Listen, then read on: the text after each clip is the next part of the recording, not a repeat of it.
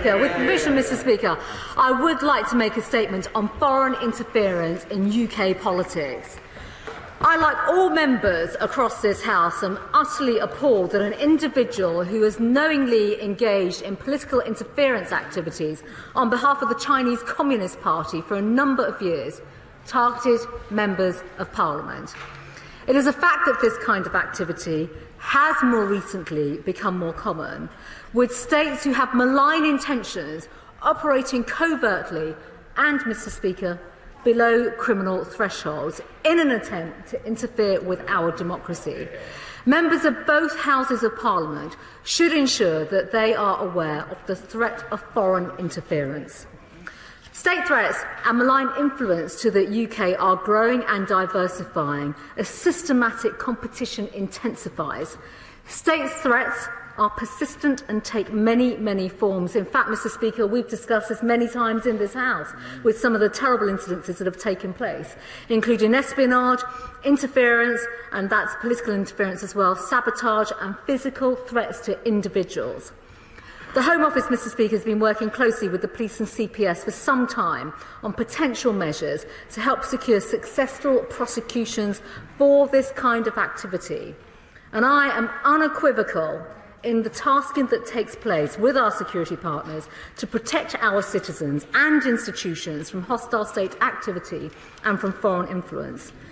In relation, Mr. Speaker, to the MI5 security alert issued last Thursday, Mr. Speaker, you will be aware the parliamentary authorities, following careful and detailed discussions with MI5, issued an alert to members of Parliament, and that was MPs and peers, alerting them about specific individuals involved in direct political interference. In this case, the individual has well-established links to parliamentarians and facilitated political donations, Mr. Speaker, to serving and aspiring politicians, with funding coming from foreign nationals in China and Hong Kong. This was done covertly to mask the origins of the payments. The individual has links to the United Front Work Department, which is the Chinese Communist Party. They have not been open about the nature of these links. MI5 concluded that this person acted covertly in coordination with the United Front Work Department and is involved in political interference activities in the UK.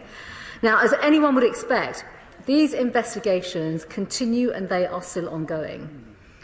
In this case, the aim was to make the UK political landscape favourable to the Chinese authorities' agenda and to challenge those, and particularly, Mr. Speaker, no doubt, and I wouldn't question this, those that raise concerns about the Chinese authorities' activities on very pressing and pertinent issues such as human rights. But of course this activity is not new, which is why our agencies are so diligent in the work that they undertake.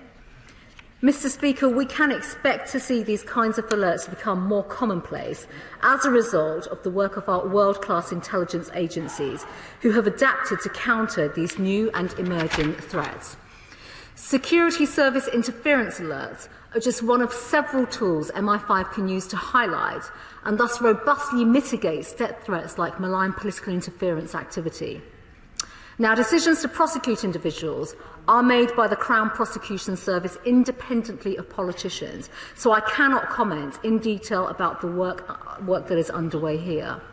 But all members should know that we already have strong security structures in place across the UK to identify foreign interference in any potential threats to our democracy, and this case in particular demonstrates the robust action that was undertaken.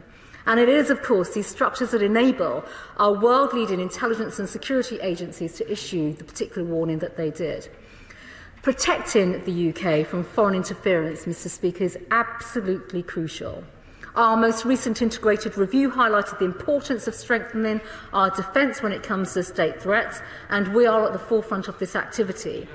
To build on the strong safeguards already in place, we are developing new national security legislation to make it even harder for malign states to conduct such activities. We're also taking further steps to protect the integrity of our democracy, tackling electoral fraud and preventing foreign interference in elections through the legislation in the election bill. We will introduce new legislation to provide the security services and law enforcement agencies with the tools they need to disrupt the full range of state threats. And of course, Mr. Speaker, I've already touched in questions earlier on. Together, working with our allies, we are taking steps to safeguard our open democratic societies to promote an international rules-based system that underpins our stability, security and prosperity. We will always take the proportionate and necessary action in response to foreign interference in our political system when it comes to state threats. And, Mr. Speaker, will always act in the interests of our country.